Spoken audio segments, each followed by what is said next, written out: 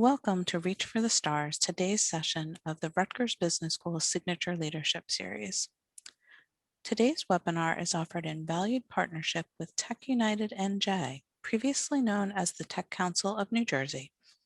Tech United NJ empowers innovators, entrepreneurs, and instigators, and we thank them for their support, and we can actually show you their logo.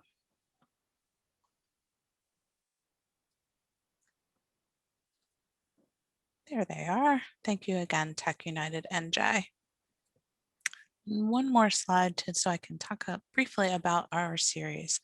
The Rutgers Business School Signature Leadership Series is a relatively new learning opportunity that brings our audience lessons of resilience, resourcefulness, responsibility, and reinvention through conversations with thought leaders and business leaders from across industry spectrums. Now it is my pleasure to introduce our moderator. There she is. Brooke Murray-Etnier is an experienced operations executive with over 15 years of demonstrated success leading high-volume manufacturing operations. She's a visionary and a metrics-driven leader focused on organizational performance improvement. Brooke earned her doctorate in material science from the University of Rochester and her bachelor's in chemical engineering from Washington University of St. Louis.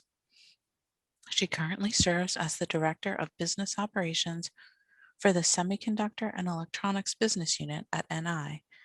And because of her close working relationship with her valued colleague, Brooke is the perfect person to moderate today's discussion. Thank you, Brooke, for joining us, and please take it from here. Thank you, Margaret. Okay, so I'm just going to do a very short introduction for our speaker today.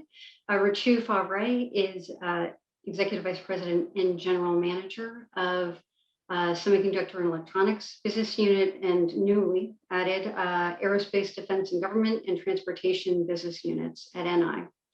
I've known Ritu for many years, going back to Freescale. I find it always engaging to hear her speak about her life, work philosophies, and all the tidbits she's learned along the way. And so I'm going to hand it off to Ritu to kind of talk about some of that.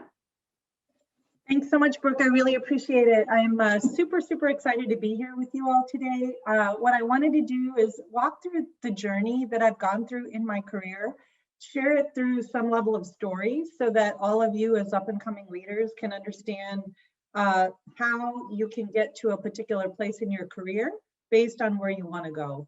As Brooke said, I was recently promoted at NI to EVP of the 3 different BUs. I also sit on a public board. So it's been a really rewarding career, but not without its challenges to get here. And so I really wanted to talk about that part of it more than the, wow, look at how accomplished I am on paper, and really walk through the stories. So first of all, I feel like I'm a woman that's tied to 3 different nations. And some of this really gets to identity and story and journey that helps to inform where my career has gone through time. My father left India when he was 16, immigrated away, received his PhD from MIT, and that ended up having a strong impact on me and my 2 siblings. Being children of immigrants, being from a very educated family, really both put pressure on us as well as made us feel different yet part of this whole. My parents ended up getting married in the late 60s. So my dad, at that time, there was a lot of Indian people that would go back to India to do arranged marriages.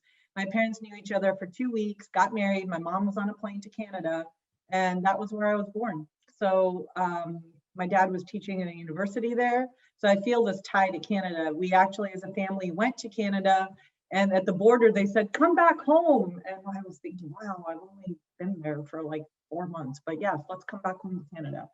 My parents then moved us back to India. And so I lived there for part of my childhood. That also sort of informed who I am today. And then we immigrated to the United States in the 70s, which was a very different time in the US. Lived in a lot of different cities and states. I do have 2 children. I'm very close to my family, my mother, my siblings, my extended family. So you'll kind of see these pictures here. because it's important to remember that while the career is really important, there's also a personal side and a human side that is also very important.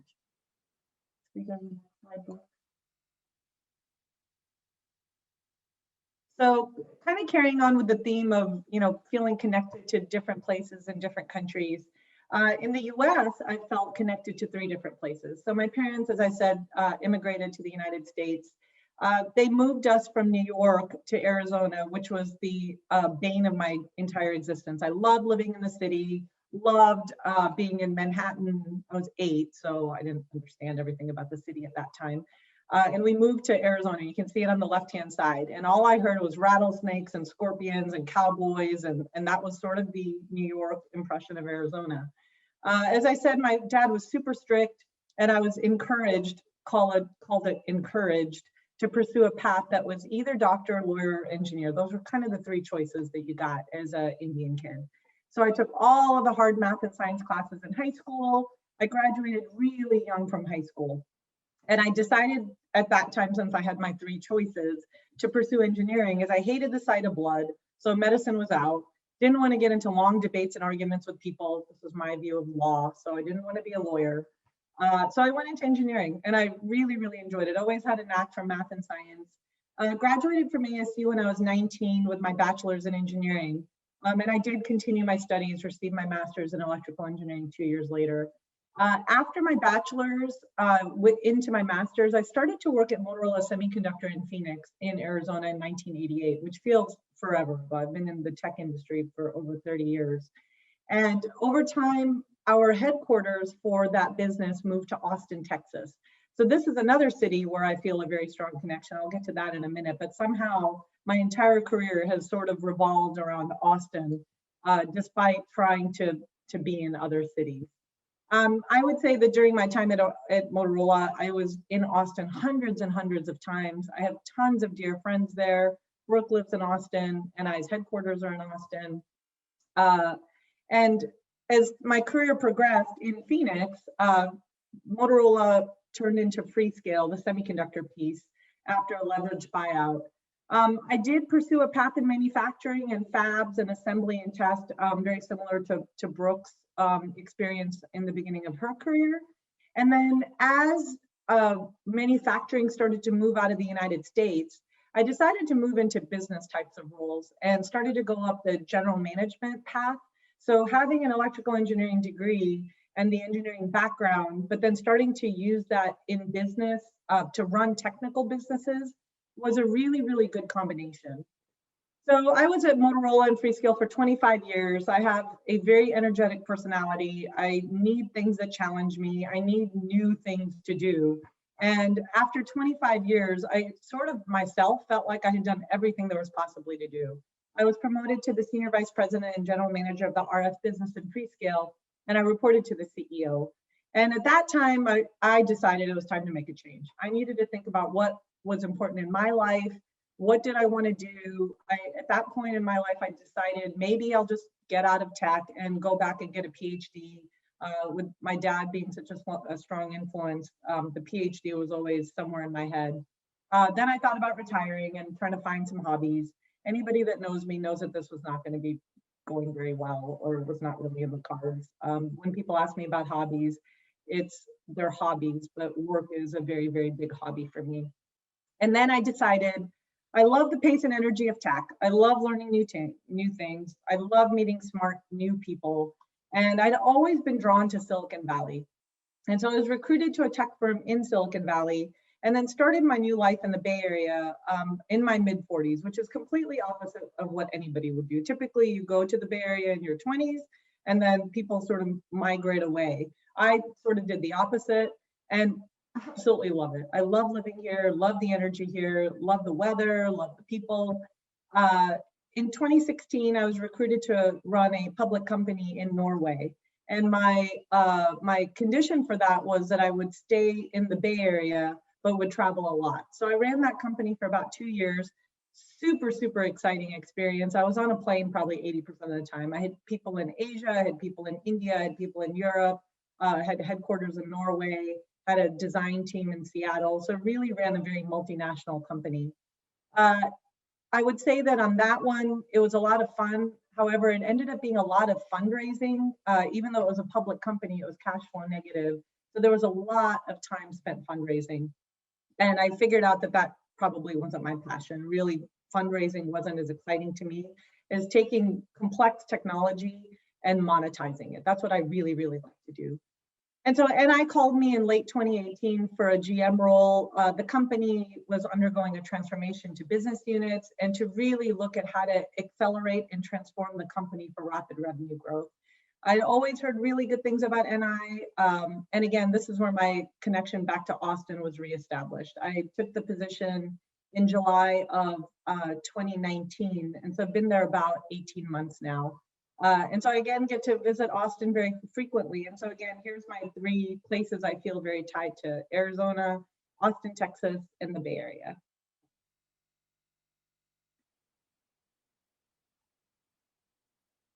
So I was excited when Rutgers called me about this talk. These 4 R's, or the 4 values, really, really resonate for me: resilience, resourcefulness, responsibility, reinvention. And what I wanted to do was give some examples from my own career and in my life when I felt like I either experienced this or demonstrated each of these values. And they really resonate for me. So let me start with resilience. This one is basically the story of my career. And if we want to talk about the elephant in the room, I started in tech when I was 19 years old. It's a very, very male-dominated field. So in my entire engineering class, there were 5 women, I think, at ASU in my EE program, probably like 2 when I was doing my master's. Very, very, very few women when I started at Motorola. And throughout my career, it's been that way, where I'll be the only female in the room, the only person that may have sort of a slightly different life experience. Part of the reason I talked about being tied to different countries and to different cities is I've had a very, very broad perspective. And so being able to learn how to come into a industry that's sort of, call it a very closed club, and be able to get my point of view across has been a real, real journey. And I would say that my career in tech has been both frustrating as well as extremely rewarding at the same time. So resilience is the name of the game. Resilience and persistence and just finding your voice. I would say being a female in tech during the time that I was coming up teaches you all about resilience and patience and just compassion and understanding.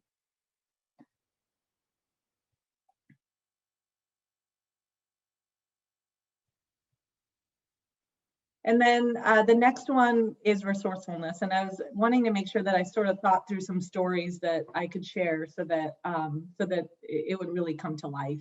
So I started my family about 7 to 8 years after starting to work at Motorola. I decided I wanted to have children.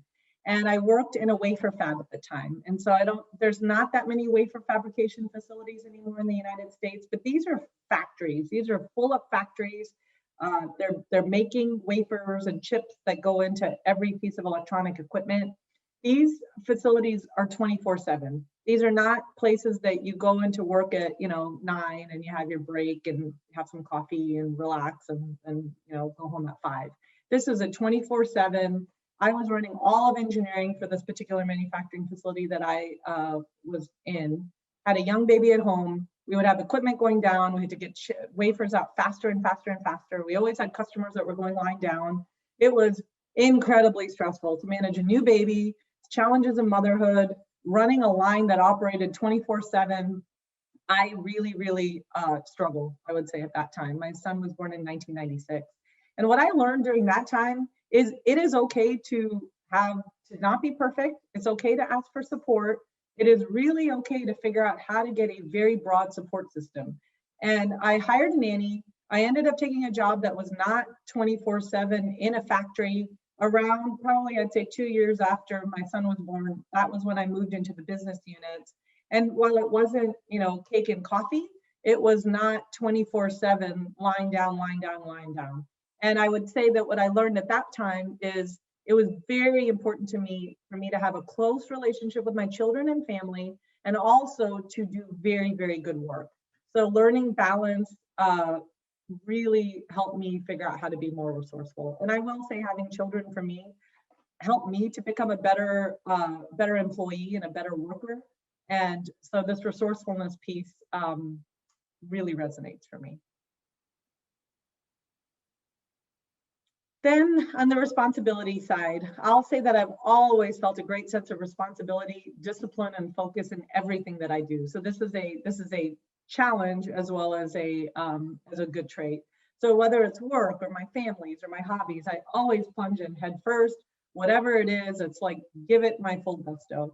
I've had jobs that have had a great deal of responsibility, whether it's to the financial results of the business, wafer turns for the day, the number of units through an assembly line. I've also had, I feel a great deal of responsibility to the teams that work for me and the companies that I work for. A lot of people are relying on me making good, sound decisions and having good judgment so that we can meet the objectives of our company or our business, and so that they can thrive in their own careers and their own journey. I feel a great sense of responsibility both to the work that I do and to the teams and extended teams that support the work that I do.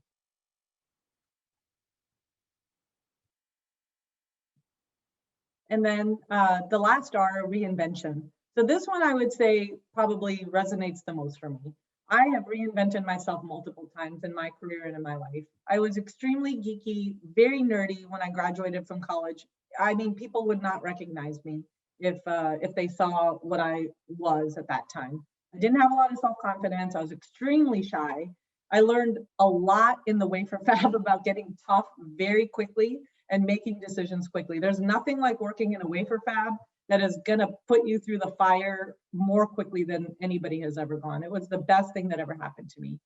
As all of the manufacturing, as I said, began to move overseas, I decided to make a complete career change and went down this business path where I had not spent any time. So at Motorola at that time, you were either in manufacturing or you were in the business. The two didn't cross, you did not go between the two.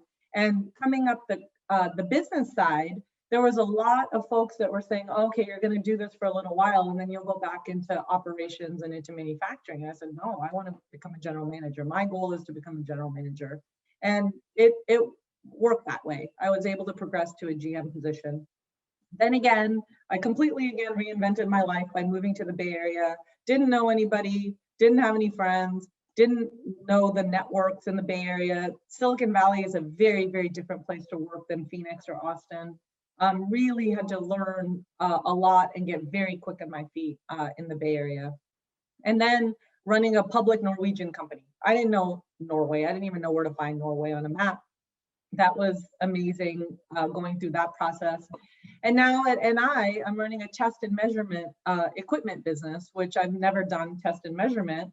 We're focusing on enterprise software. So how do we really transform our company into a software and services kind of a play as well? Really have had to continue to reinvent. And then just having children, you're always having to reinvent yourself as a parent because your child is changing all the time. And so I feel like the story of my life is reinvention. And again, I've been so fortunate and blessed in my career and in my life. So I think that was sort of some of the stories about the journey, and I'll turn it back over now to Brooke to go through some questions, and I think we'll then moderate questions. Yeah. So one question I have for you, I was, so having done, been in semiconductor operations as a female, of course, really resonates with me when you comment about how it's very male dominated and it's tough when you're trying to start a family and all of that. And you were smart, you got out much more quickly than I did. So it was much better. But you kind of, when we were back at Freescale, right, you were one of the few, you were the most senior female there for sure. You're one of the few women, right, who I got to interact with. You were my customer at Schumann RBU and I was in manufacturing. And so I sort of considered you like an informal mentor, whether you knew it or not, right? That was kind of, that's how I viewed our relationship, and it was very helpful to me. So I know there are really different types of mentors, formal, informal, people kind of in your direct area of focus, and those, other people who are very, different focuses. What types of mentoring have you found to be the most effective? And just kind of as an add-on, given you've been tremendously successful, do you still look for mentors today? Yeah, absolutely. So that's a great question. I think it's very, very important to have a strong and robust mentor network. So I've talked about this before in some other forums, but as you're starting your career out, the world is big, and these careers, how you shape and guide your career is something that you really need to give some thought to, not getting too stressed out about it, but just learning and experiencing as you go along.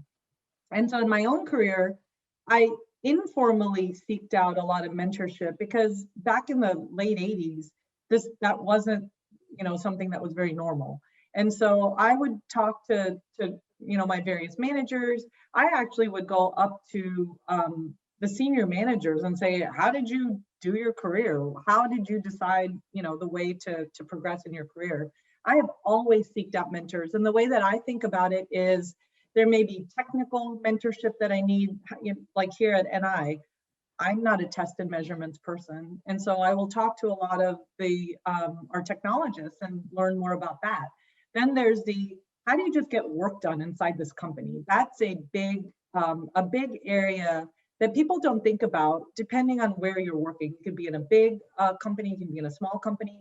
How does work actually get done? There's always here's our process, here's the way we're organized. And then there's the informal, how do you navigate the org to accomplish your objectives?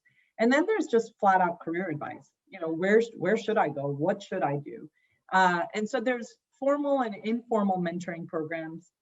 And as you know, Brooke, both can work. And I do feel a real sense of responsibility being a female in tech. To your point, when I first got promoted at Freescale, I literally was saying, there's none of this woman thing that everybody keeps talking about.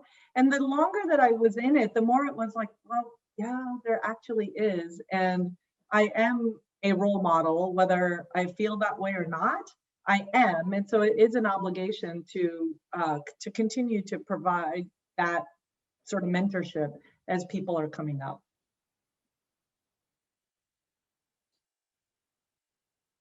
Okay, kind of seeing, I guess, on the topic of some of the challenges of being a female in tech, right, and moving up. Are there things that you felt like you had to do differently just based off of, your gender? Well, yeah, frankly, yes. I mean, that may not be the politically correct answer, but yes, I feel like I think this has been talked about a lot. I mean, if we look at our vice president of the country, I mean, there is this double standard, whether we want it to be that way or not. Getting work done in a very, very male-dominated industry means that you have to be, I would say, kind of even more quick on your feet and really understand, and I call this being a super geeky electrical engineer, you got to figure out how to impedance match with your audience. So really knowing what you're trying to accomplish, be very, very clear about what you're trying to accomplish, and then making sure that you communicate in a way that lands for the person you're trying to communicate with. It's not as important that what you said was right. It is more communicating with impact so that you can move objectives along. I don't think that means that you should deny that you're a female, but I think at the end of the day, we're all in this to have a career, and make sure you know what you're trying to accomplish in your career and then keep moving that forward. So it kind of leads me to a question that I actually had before, which is, right, being able to make a statement and say, here's what I want to go do, and go do it. Kind of reminds us of some conversations we've had about needing to fast fail, right? The tech industry moves very quickly. And so, the faster you can fail or be successful, kind of the better. Are there, I mean, that's one of the things I know that you've really, I think, brought to RBU at NI. Is there a time that you've always been that way? Is there something that kind of pivoted you to, hey, we got to move faster, we need, Yeah, so I would say, again, back to my wafer fab experience, it really imprinted on me, where it was basically you had to make decisions right away. It wasn't that you could take a lot of time and analysis and let me really ponder the situation. It was this equipment is down, our wafers are not going through it. You're not going to be able to deliver to customers. And so I would say that that is one of the toughest areas to probably start your career in, because you fail fast and you fail and you're no longer at the company because you failed so badly. So I mean, that's not great, but that was my career at the beginning, which is jump in, now you have this wafer fab, you're in charge of this product line, have a good time or two, you know, go make sure you don't mess this up. And so I think that really taught me very quickly how to make decisions to move things forward, and then see where you are and then rapidly assess what needs to change. And so I think that's one of the things I've honed over my own career, is how to make enough progress forward, assess the situation, and then decide where to go. I've had a lot of people tell me that they really appreciate that I'm able to make decisions quickly. And what I always say is that I don't know if it's the right decision or the wrong decision, but I do know that I'm going to make a decision, and then we'll decide if it was the right decision or the wrong decision, and then we'll grow, and then we'll continue to kind of go from there. So for me, failing fast, there's a lot of buzzwords, you know, pace over perfection, fail fast. I don't think people know what that actually means. And for me, what it means is keep moving, and then start to course correct depending on sort of where you. Gotcha. Okay, there's a question that was submitted that I think is sort of along these lines, and so I'm going to go ahead and ask it of you now. So what has been harder, being resilient or being innovative while dealing with a tough situation at work, especially in tech? So being resilient or being innovative? Yeah, kind of which has been tougher to kind of keep doing with everything that's always changing in the tech industry? Yeah, so I would say in tech, I think you always have to be innovative. So that's sort of a foundation. I mean, that's another one, if you want to call it fail fast sort of thing. If you're not innovative, your company isn't going to survive over time. So managing innovation, being sure that you have a robust innovation framework is a real key in tech. I would say resilience is, in my mind, something a little bit different, where you have to keep innovating and keep innovating and keep innovating. And you may have 100 ideas that fail. You still have to keep going, because at the 101st, you may get there. And so I would kind of say that they're more complementary rather than one over the other. So innovation in tech is the foundation of the whole thing. And then just maintaining resilience. The thing I would say is, there's a lot of great ideas out there, a lot of really good startups. Getting that all the way through to breaking through and having, you know, the next Facebook, if we want to do something like that, requires resilience and patience and persistence and being just stubborn and, you know, some of those kinds of characteristics. Thanks. One of the other questions that was submitted is, during the presentation, right, you had talked about the need, it's okay to ask for help or support, right? Can you speak more on that from, you know, the kind of different sides of your career, both being an employee and being a GM, and right now, in terms of getting an employee to ask for help and support? I think there's a feeling, sometimes there's a feeling among employees that it's, you know, work-life balance is really tough. It can be really hard to get support, both, you know, within work and outside of work, and you know, everyone's supposed to be able to manage it all perfectly. Yeah, so the first thing is, it's a little secret, a not well-known secret. Nobody's perfect and nobody has it figured out. So that would be the first thing I would say. And the second thing is, we're all actually human, and remembering that is important. So one thing that I've seen is, a lot of people will be intimidated because, oh, it's Ritu the EVP or Ritu the board member or whatever. And you have to remember that we're all human. So one of the big things that I try to do as a general manager or any role that I've been in is really try to use humor and a level of humility, so that people feel comfortable approaching me. At the end of the day, me sitting in some ivory tower, you know, in my own little happy world that I've created for myself in a bubble isn't going to do anything for me. So really being able to connect with my employees or with, you know, the rest of the company is very, very important for me.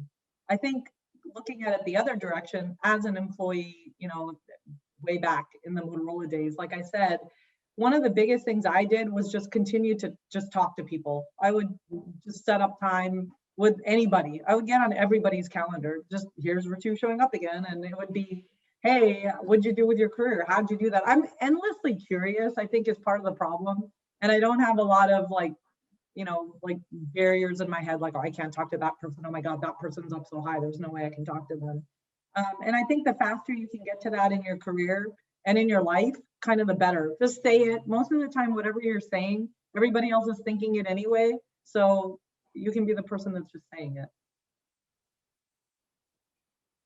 Okay, good.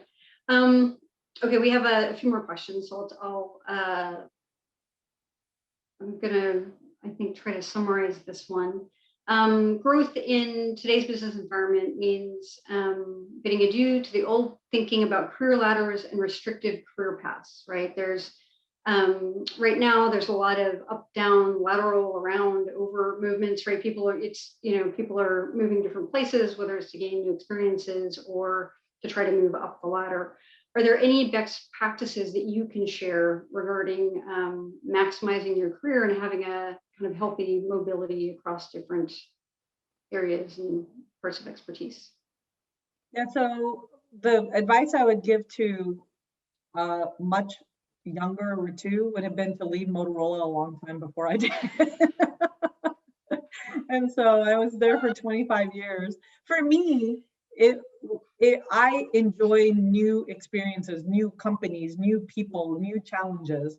I would say the biggest thing is just figure yourself out. Some people want stability and want to be in, you know, one company for their entire life. Great. That you need to know that about yourself.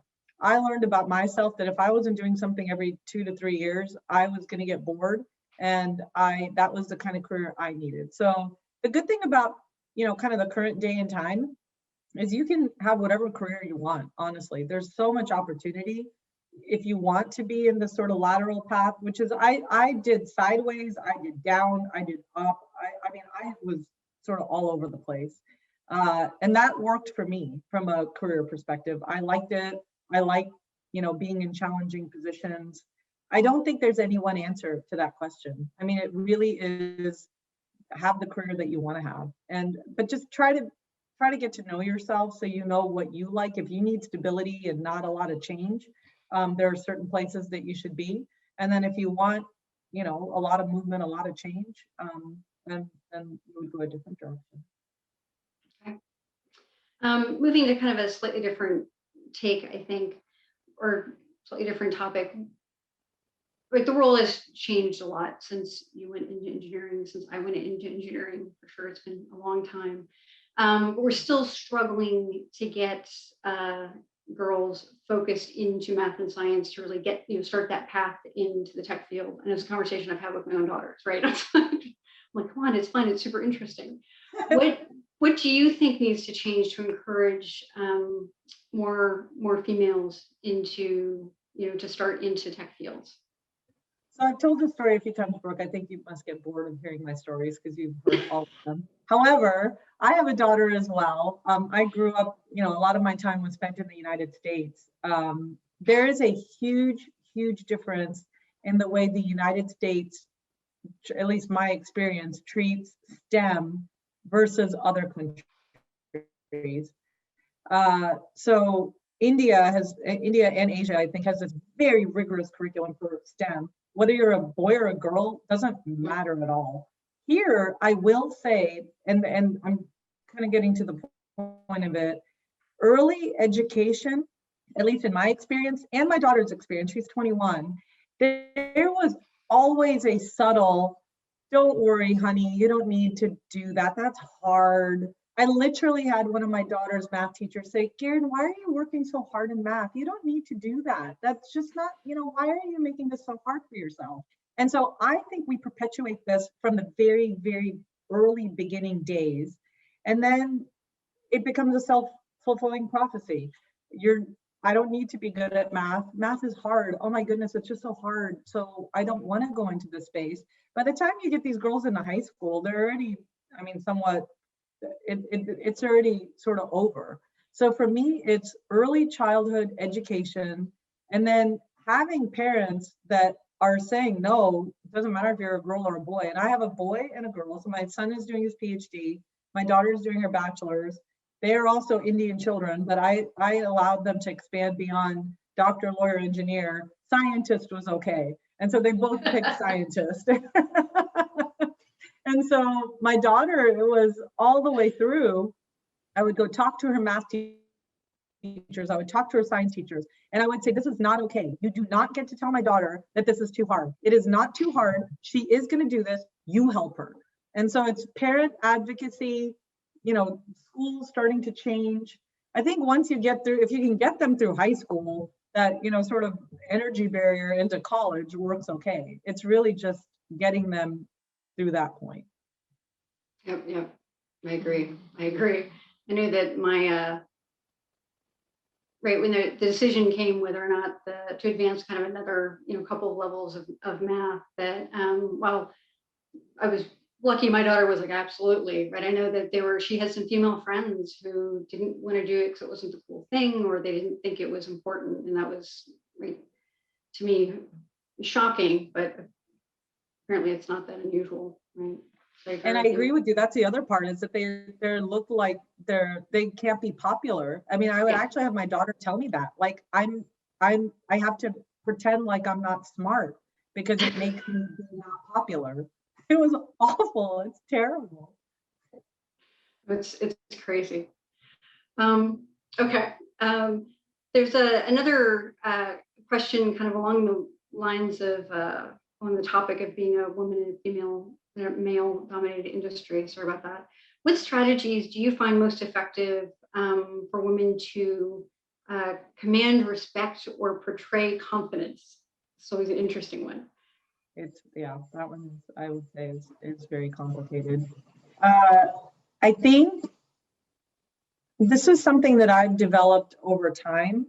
It's there's this sort of study or philosophy that's been done that women will make sure that they're perfect, that they have everything figured out, that they have all the answers, they'll have the whole entire thing completely figured out. And these are sort of stereotypes, so I'm not saying that this is always the case, where men will somewhat call it, you know, make it up as they're going along. And so there'll be interviews where you'll ask a guy, you know, hey, have you done this? Oh yeah, I've done it. And not only have I done it, I was perfect at it. And, you know, I'm so great, and look at how great I am. Where a woman will be like, well, you know, I did that, but I didn't do it in quite the right way. And, you know, I could have done it better. If I had just tried harder, I could have been so much better. And I really think that this is where there's just a difference in the way the genders approach things. Yeah. And so how do you get confidence? Just be confident. Just go and try to let some of that go and portray confidence. That's the only answer I can give, because again, I was the super shy, geeky kid, and I developed it over time. One thing is to really watch, if as a female, watch your male colleagues and watch them. You know, it's amazing. I've had a lot of people I've watched where it's like, you didn't do that. You didn't say that. You didn't do that. But it's okay. So it's also okay for women to do the same thing. Mm-hmm. I agree. What matters most, like when you've made decisions to make big changes, whether it was to move or move jobs or move cities, or you know, a lot of people fear uncertainty when making a change. Or they're, you know, have you had to get yourself to a certain place before you went, okay, I'm 100% ready to move? Or have you just kind of went, okay, I'm jumping with both feet and I'm going? Yeah, that would be the latter. So for me, it's I don't think through to the last detail of all my decisions. I'm pretty big on the trust your gut. But this gets back to you really need to know yourself. So first, know yourself, know what you stand for, know your value system, know who you are. And at that point, trust your decisions, whatever it is that that feels right. My experience has been to do that. I mean, I've had a lot of people, many people, who told me that I was a complete idiot for leaving Freescale when I did. I was a senior vice president. A year and a half after I left, the company was acquired by NXP. I would have had a very, very nice payout from that transaction. And so the number of people that have told me what an idiotic decision I made to move to the Bay Area is many. There's always people that are going to question you and tell you how the decision you made was wrong. What I would say is my life philosophy has been make a decision, know why you made the decision, and then don't have regrets. So it's really,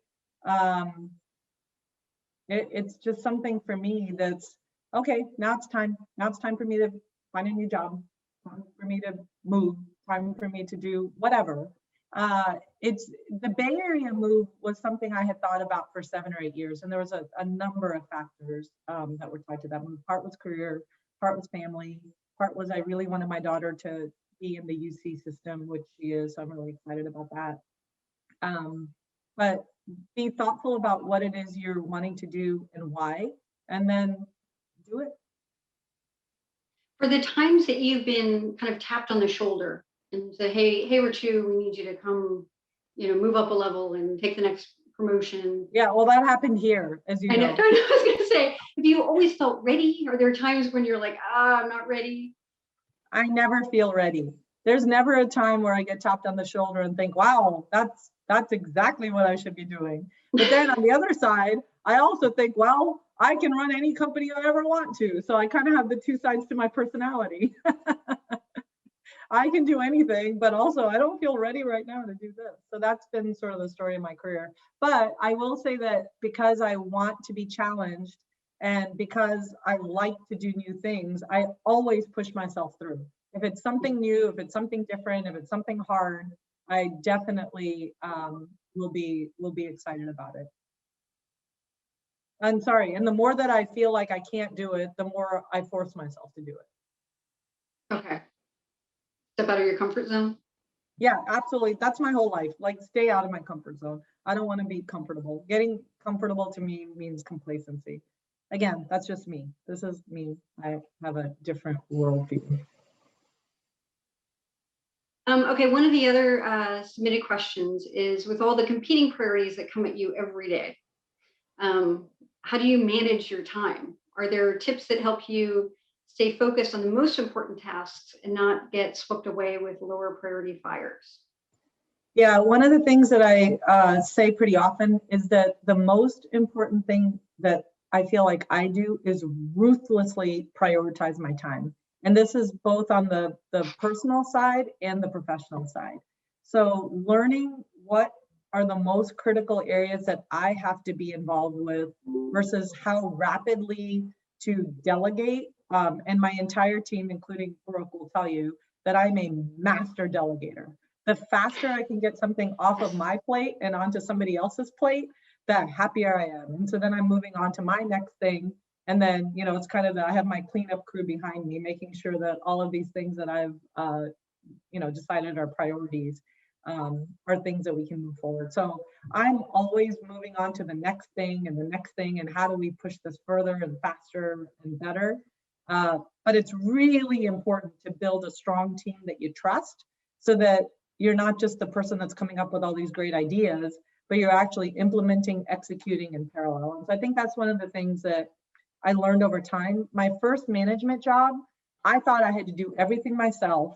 And I basically was going to do it all, and basically completely failed at it, because the trick is in learning to manage a team and amplify yourself. So really mentoring and getting people to understand what you're trying to accomplish, get people bought into your vision, and then amplify yourself by having a strong team to rely on. For me, it's, where can I make the biggest impact? at what particular time. So I recently took on this role at NI, and I usually have like here's my 3 things that I need to do over the next 60 days. So number 1 for me is make sure we have a strategy for each of the businesses, make sure we're relentlessly focusing on customers, and make sure that we have P&Ls for each of the 3 businesses that we can track, that we can go back to, and that we can see that we've made progress. And so at any particular time, anybody can ask me, what are your key things that you're working on? I'll always have a list of 3 things. And that's sort of it. Everything else is noise to me. And it's, let's just clear that out and focus on those 3. Yeah, I think that's, it's also just, being the recipient of a lot of that delegation. I'll just say that I think it's also really helpful for, right, for growth of your employees, right? I mean, that's how you learn, right? The next level is understanding what stuff is, headed your right to that level and how it makes its way down. And I think you set a really good example for that. So thank you. Another question is, what kind of skills, there are a number of questions that have been submitted about skills and habits that you've used to kind of navigate and pivot through various roles. Are there 1 or 2, I guess, habits that you have that always kind of keep you focused? Yeah, I would say that over time, I've had to learn a lot of, it's a high stress, high pace, high energy kind of, career that I've had. So one of the big things that I do, which may sound kind of corny, everybody can look at it in their own way, but I start each day doing a breathing and meditation routine, and that helps me to get sort of centered and grounded. So you can get very carried away by the task of the day, the problem of the day. So I would say that's one big thing. The second is kind of what I just talked about, which is always know what you're trying to accomplish in a particular time, not at a detailed, here's my 1,000-page plan, but directionally, what are you trying to accomplish? So I think that's been something that's been pretty key. I think the other part that I've learned over time, again, is sort of using humor to lead teams. I mean, the higher up that you get, the more that everything about what you do is really, I mean, like this webinar I'm doing is, how do you start to move your vision forward in a amplified way? So I'm passionate about women in tech, clearly. And so things like this help me with that. So it's sort of stay focused on your bigger picture while also making sure that you're taking care of enough of the detail to bring the 2 of them together. That's probably not the best answer, but that's probably the way that I sort of think about it. That's fair. Because I happen to know you at work, I know that you just carved out some time with family earlier this week. It's really tough. There's always 1,000 things going on. You just got a new promotion. You talked a little bit about kind of work-life balance when your kids were younger. How do you balance that now, right now that you're at a much more kind of your advanced level? It's right, you need to be working 30 hours a day. I'm sure it's what people want, right? So how do you carve out that time? Yeah, so one thing somebody told me is that I'm probably the best they've ever seen at compartmentalizing. And so I'm super obviously determined and stubborn, and I've decided I'm just going to have it all, whether it's possible or not. I am. And for me, as you know, Brooke, I'm really, really anal about my family time. And so it was my sister's 50th birthday. I got promoted about a month ago. We had a trip planned down to the Del Coronado. That's where I was through yesterday. I knew I had this today. And it's basically, I'm going to carve out this time. I'll do an hour or so of email, but I was off, pretty much off. And so for me, the big thing is just really, really radical calendar management. I have the best EA in the whole world. She basically has my entire life on my calendar. So it's, my son he's proposing in 2 days. So there's a whole set of activities tied to my son is getting engaged. And then there's a, hey, I have a webinar. And then, hey, my boss is coming into town today. And then it's, you know, I got to run the business. So it's ruthless, again, time management, and then being very deliberate about where you want to spend your time. I want a portion of my time on my family. There's a portion of my time on my job. There's a portion of my time on me. And it's just this, you know, I am now on family time and that's it. And, you know, of course, if there's an emergency and someone calls, fine. But unplugging and detaching and moving to the next thing has been something that served me well. Okay. I think we got time for one more question.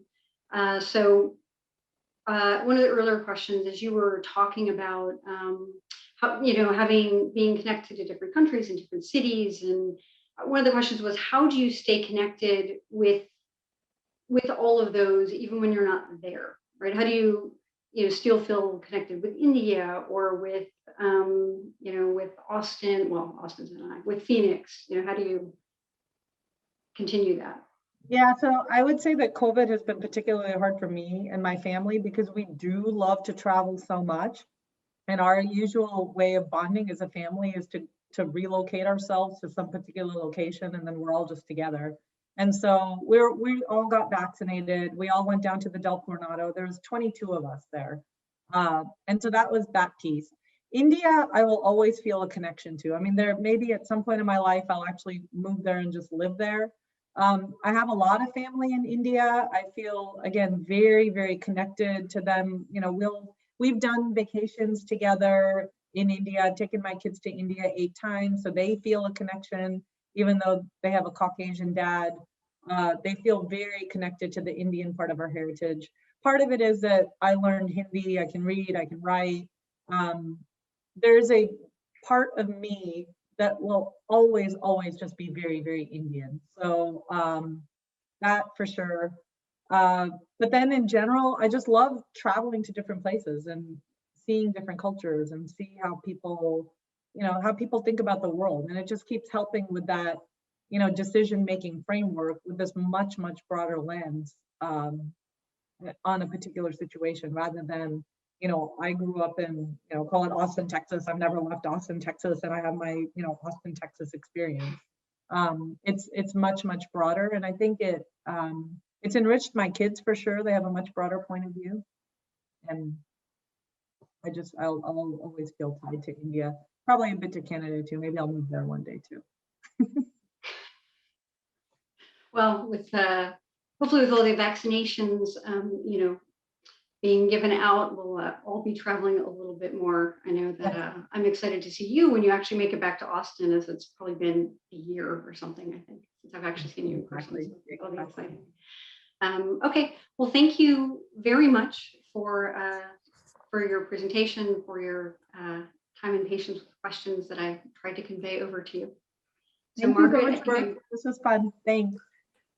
I just want to thank you both so much. I really enjoyed hearing from you. And, you know, I think of myself as, you know, certainly, you know, your host, but I'm an audience member too, and just taking and learning. I will be ruthlessly managing my time and priorities and working on delegating and amplifying myself, and just so impressed with how you managed to acquire so many technical skills, but picked up such great people and business skills along the way. You're amazing, absolutely amazing. Thank you. I also wanted to give a big thanks to our audience who had so many questions. I think that may have been a record for how many questions we managed to get in one webinar. So that was great. Thank you. I have a friendly reminder for everyone that our signature leadership series takes place on Thursdays at noon Eastern. For 2021, we have been trying to stick with the second Thursdays. For more information, you can always visit our webpage. I know this is long, so people who have registered will receive this via email: business.rutgers.edu/alumni/lifelong-learning. Up next month is Benita Stewart. She is an author and Vice President of Global Partnerships at Google. We have an exciting schedule of topics and presenters lined up months in advance, but it's all thanks to great suggestions from our audience. So we encourage you to keep sharing your ideas with us. We want the series to continue to meet your needs, so please stay online for just a moment longer as today's webinar ends, because you'll immediately see a very brief survey about today's events, and one of them is a free-form field to type in topics and/or speakers you'd like to see featured in future webinars. And finally, as I mentioned when our webinar began, a link to the archived recording of this presentation will be shared via social media and emailed to everyone who registered. It will also appear on the Business Insights page of our website. So thank you, Ritu, thank you, Brooke, and thank you to a great audience today. Everyone enjoy the rest of your day. Thank you so much for having us. Thank you.